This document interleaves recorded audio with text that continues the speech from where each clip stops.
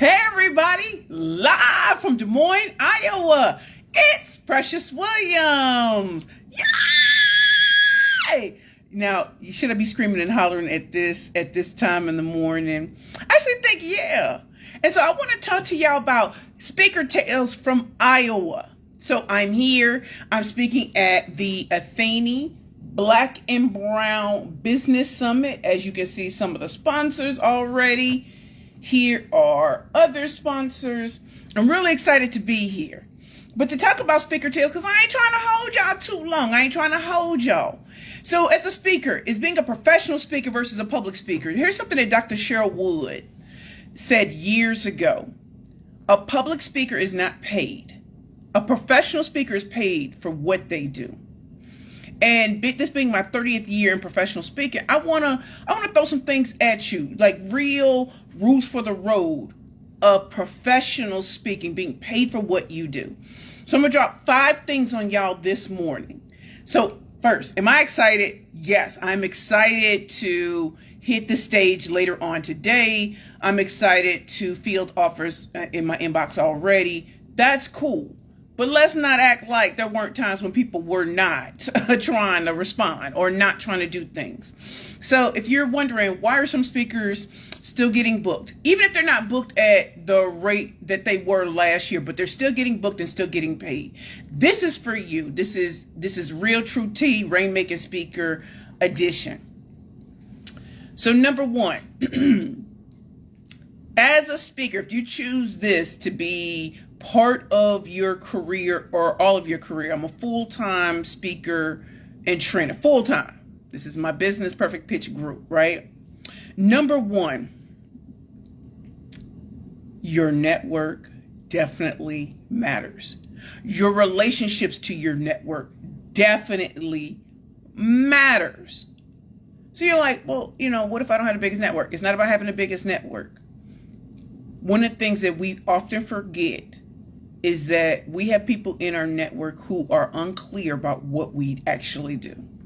So there might be people who still think you're at a job you are not at.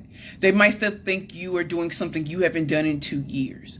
That's why it's very important to let them know when things change, or you're going into something totally different, or something that might be related to what you do. Hey, Kenyatta, what's up, Queen?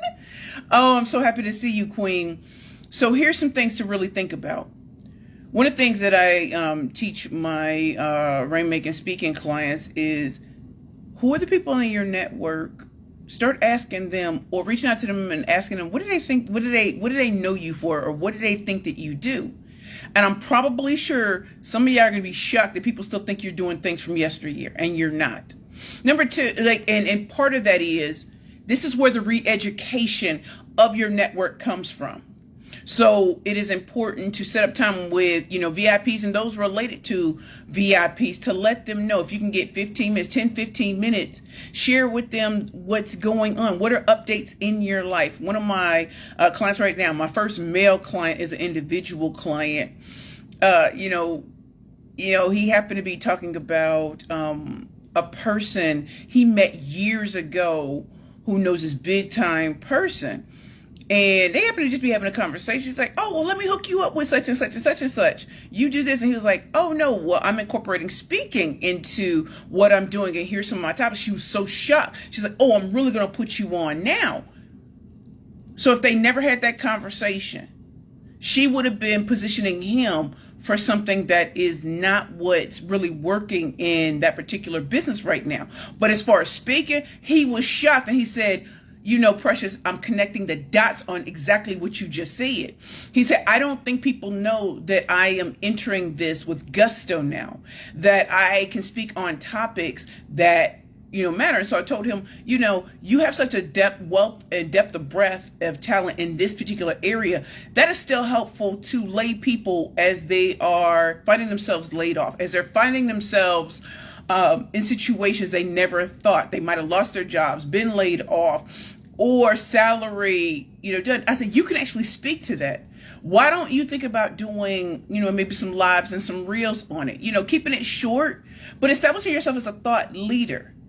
But most importantly, your network needs to know that things have changed and that you're incorporating speaking. And here's some of the topics you're speaking on. You're not giving them the full meal deal. You just give them a little taste. And that is what pitching is great for. Give them a little taste, a juicy morsel that have them coming back to back for more. So they get that full meal over time. So again, educate your network. If you're pursuing professional speaking, or if you're going into a different niche within professional speaking, it's time to let others know so that they don't think you're doing something, and opportunities come all the time. They're in spaces that you aren't. Wouldn't it be nice if they could actually say your name for opportunities, knowing that's what you actually do, and not knowing at all, and so the opportunity passes by? Number 2, what type of speaker are you? Like, what is your, shout out to Ramon Wade. What is actually your zone of genius in speaking? As the great Queen Kanye, she's known for emceeing multi-day events, hosting. She's that good. Can keep people on time. She can come in and do the most amazing way, so you don't even know things are off at all. Hey, Dr. Charlotte. Go ahead, Queen. I love when my clients show up. So what type of speaker are you? Now, as some of you all know, I said I've been speaking for 30 years. I was not speaking about pitching 30 years ago. I was 16 years old in high school. So the most I could have spoken about is the St. Louis Public Schools and some of the pearls and some of the diamonds that were coming out of St. Louis Public Schools, including me. I was a valedictorian in my class. I was always in the St. Louis Post-Dispatch. So there's only so much I could talk about at 16 years old. We're 30 years later. I started making a name for myself as a speaker when I became the killer pitch master and being a 13-time national champion who could actually teach on it. In fact, that was the name of my second company, Perfect Pitches by Precious. So I can teach the art and science of the killer pitch, elevator, media, investor, sales, speaker, and interview. Some people can do 1 or 2 very well. Some people can do 2 or 3 very well. Very rarely are you going to meet someone who's a champion in pitching, who can teach and train on it, who has taught in accelerators. In fact, one exciting thing is coming up, but I can't say it right now. But imagine being, teaching in accelerators where the clients are $1 million plus companies. This is real. This is real life, y'all. So when people are talking about pitching today, I want you to know this is back in 2010, 11, 12, 13. So I had that kind of time. So it's been 15 years making a name for myself in a topic that really wasn't big back then. So I know I'm an OG, and I know there were so many fights that I had with people because I didn't look, sound, and act what they thought I would look, sound, and act like. But I won and then translated that into a company. And then being on Shark Tank and all of that, that was great. But that is not all that I do today. So one of the things I was telling you about, educating your network. So I've been having a series of conversations over the last 2 years about being a rainmaking speaker and a rainmaker. People forgot I'm a former attorney in the great state of New York. So when I wrote my 5th book, Rainmaking 101 from Day One, yes, still available on Amazon, and actually you can get the audio book now too. It was really to show attorneys, those in professional schools, those in the professions, I truly understand what it means to get clients. I didn't understand that when I was, at Sullivan and Cromwell. I didn't get that when I was clerking for a federal judge in the Southern District. I didn't learn these lessons. So by writing the book from an entrepreneurial perspective on rainmaking, it broke open the door for me to an industry I never thought I'd be in. These are real life lessons, y'all. So in fact, I had a conversation, today is Thursday, 2 days ago, powerful woman in law. And we had been kind of trying to get with each other for 18 months. We sat down and she was asking me questions about, she's trying to enter into corporate speaking and stuff like that. And, she kind of wanted some, tips and advice, but she came with her own give to me. I'm not going to tell you what her give is, but it's pretty amazing. So as we were talking, she said, you know what? I want your books because I'm going to buy them and give them out. And I got this great opportunity for you. So we're going through, and that's what I'm saying. What we talked about 18 months ago is so much strengthened by these years and being in front of, law firms, law schools, and professional schools.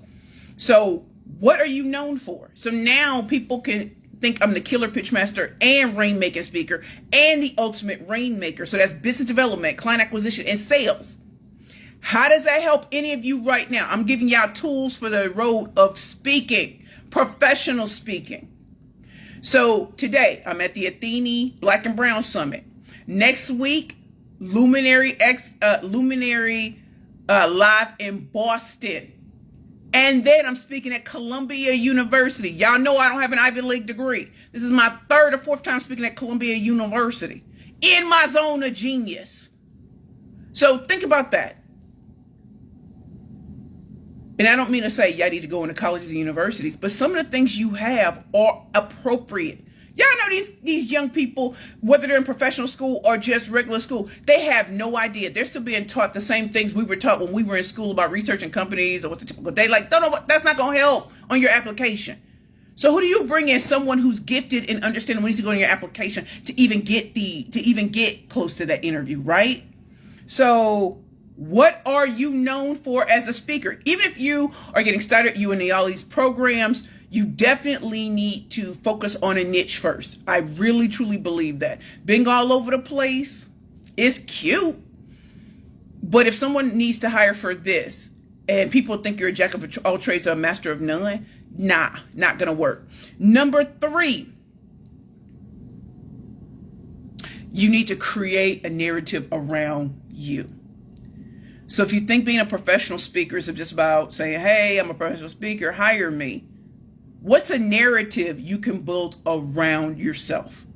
So I slay all competition with a killer pitch, but I also show you how to make it rain and slay the game. So when people come and say, oh, Precious, oh, you're a speaker, oh, you're a motivational speaker. No, I am not. I am the killer pitch master. I'm the ultimate rainmaker, or I'm a rainmaker speaker, whichever one I want to use in that time. In fact, at the Thinkific breakfast that was at South by Southwest, I'm giving y'all true tea, y'all. And so our great host, the moderator said, well, Precious, do you consider yourself a content creator? I said, no, I consider myself the killer pitch master or the ultimate rainmaker. He said, well, if other people say that, I said, how other people say who I am has no bearing on what I say I am. If you're looking for a motivational speaker, there are a lot of great ones. But this is what I focus on because I'm very specific about the audiences that I speak to and am in front of. Yes, I can keynote. Yes, I can do workshops and training and all of that.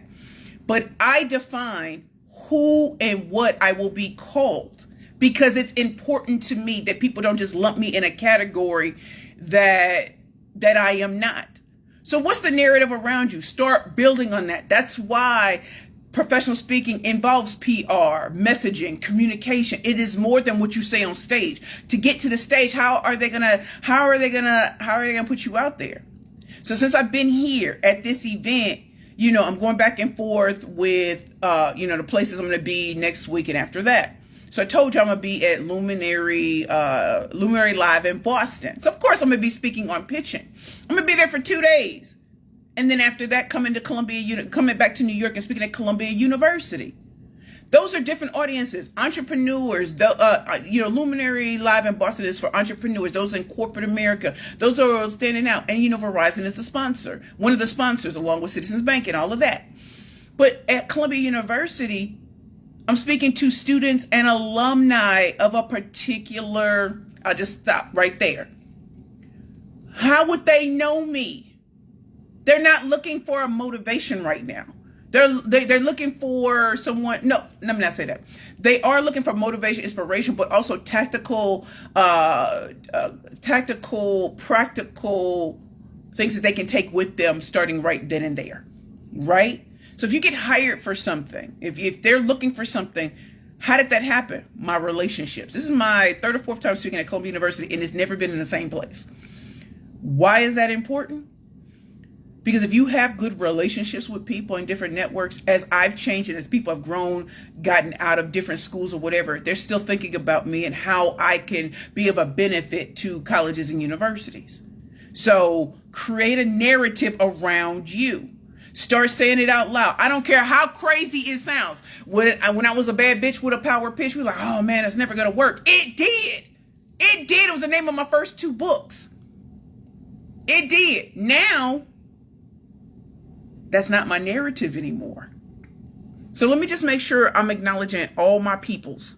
Kenyatta, I love you, Queen. Thank you so much. Tomorrow is actually my grandmother's 25th anniversary of her getting her wings. So when I tell you this week has been, this month has been a lot. And so thank you so much for being such a great resource for those of us who still grieve 25 years after the death of a loved one.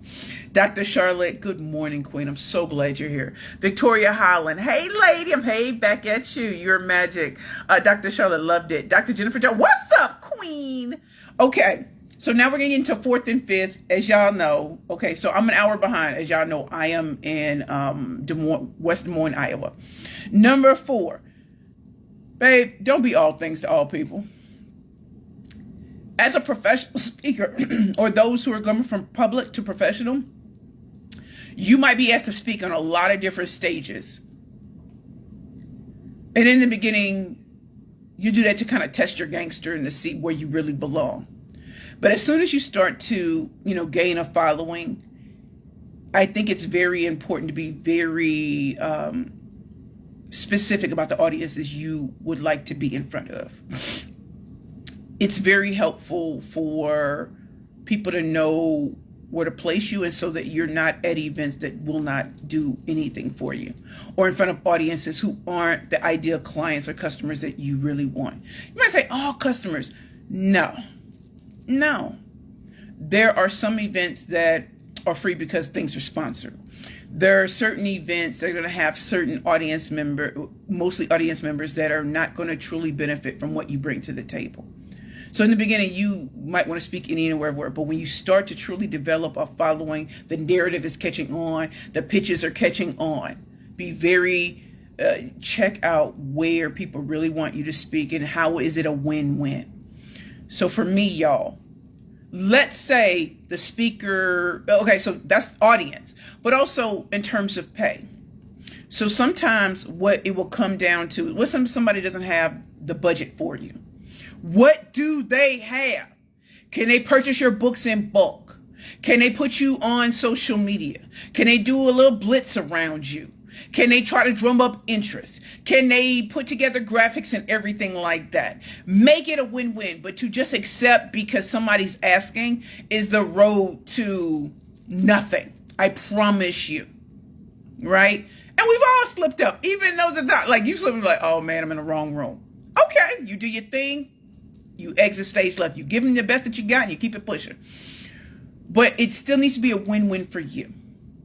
So if you have books, if you have something, if you are building your mailing list, ask for something, because to do no negotiation, that's not going to help you.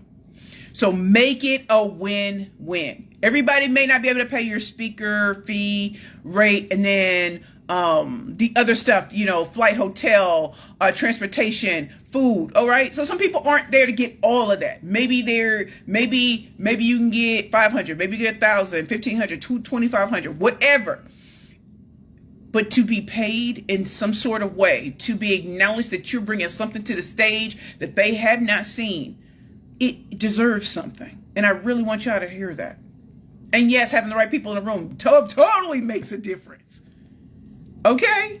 And number 5, plot twist. Flipping the script on them. So what we've been talking about all throughout this is sort of plot twisting. As a public speaker, someone, or those of you who are coming from public speaking into professional speaking, those who've been in professional speaking and the audiences you've been in front of, or maybe the organizations aren't hiring you like they used to, maybe it's time for a plot twist. What are some of the things that you've been doing now on stage that could be transferable to another industry? As y'all know, I didn't start off at colleges and universities. I started off training women and small business owners how to win pitch competitions. So I was instructing them on, the difference between a basic pitch and a killer pitch. And then from there, colleges and universities came because of what? My network, and being very specific with them about what I'm doing. And that led into, the LinkedIn, Googles, and Microsofts of the world. That led into financial services. That led into real estate. That led into great things. But it didn't start there. So pitching, I knew every company, every individual, whether you're a teenager, on up, you need to know how to sell yourself. So if you're selling it's about selling what they want to buy. They're not buying here. What's a I don't like the word pivot because what's a change that could be applicable in another industry, and really start studying that industry. Like just coming in like, hey, I can teach on this, or that ain't where we at. Start feeling out different memberships and stuff like that. We're in a difficult economy. Membership is starting to lag at organizations. That's why I'm proud to speak at private associations, because that's one of the things. How do we keep members engaged? How do we keep doing those sort of things? So those are some of my rules for the road of professional speaking. And so I hope y'all learned something from this. As y'all know, I'm a rainmaking speaker. And I also have my Triple Threat Pitch Book Bundle, which has a 39-page book in it, along with getting your pitches together and your speaker one together to really make it pop. If you all want that, you can, I'll put the link below. But most importantly, my reason for showing up today in this way, live from West Des Moines, Iowa, it's Speaker Tales by Precious Williams. It's because sometimes you got to announce it a different way, come at it in a different way. And all of these are very beneficial. Remember, one, your network matters. So make sure they know exactly what you do. Number two, what type of speaker are you in the professional speaking realm? Number three, create a narrative around you and push it. Baby, shameless self-promotion, still gonna be promotion. Everybody ain't gonna buy. I said everybody, not everybody. Everybody ain't gonna buy from you. Everybody's not. But there are people who need to hear you, and they need you to go out there and handle your business. Number four, don't be all things to all people. Every audience isn't for you. Every conference organizer and event planner is not for you. And number five, plot twist, flipping the script. So in the time that I've been here with y'all, I've been up since, I think about 3-something this morning. So I've been handling some business because Speaker Tales, there's some things that only I can do.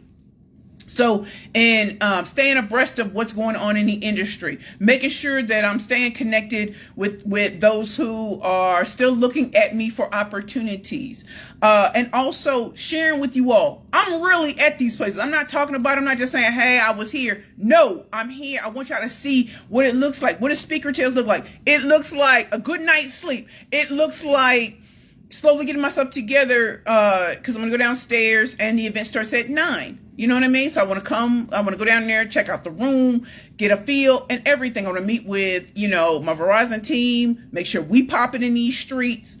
And also so y'all know that it's not over until it's over.